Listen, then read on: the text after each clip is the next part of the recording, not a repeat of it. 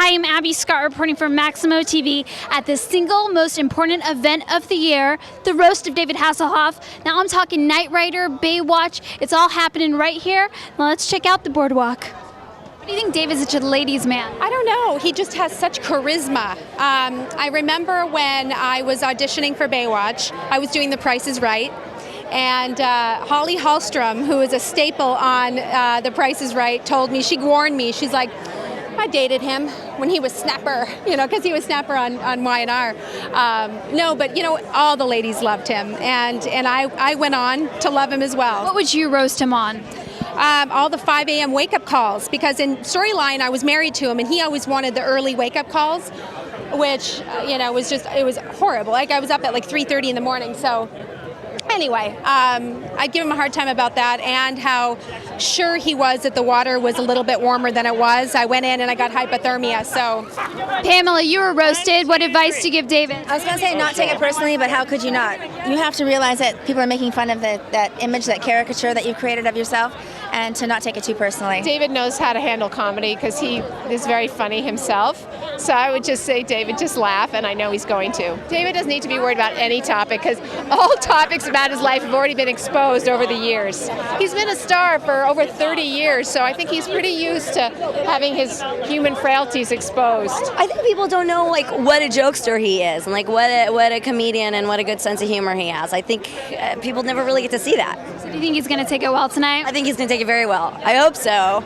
He sure knows how to give it. He better know how to take it. But, no, I think he absolutely will take it well. And do you think there will ever be a Baywatch reunion? One could. You put the bathing suit back on. Yeah, I did. You could hope it'd be fun. And maybe people would appreciate it in a different way now.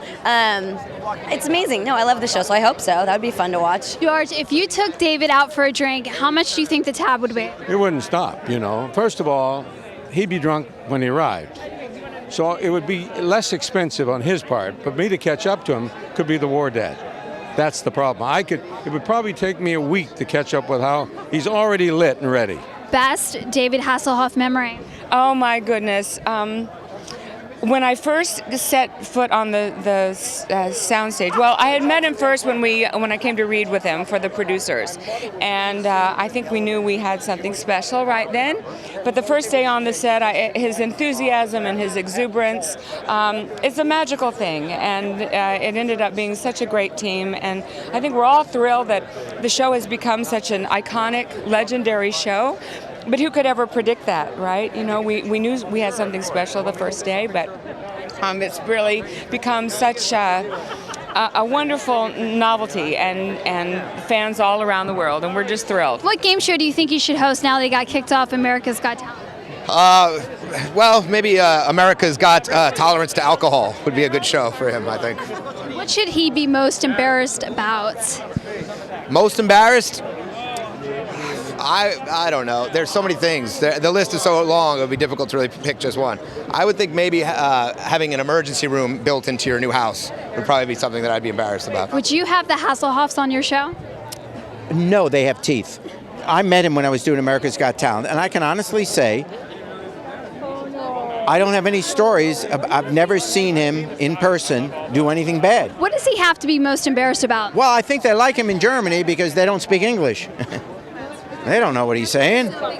Yeah.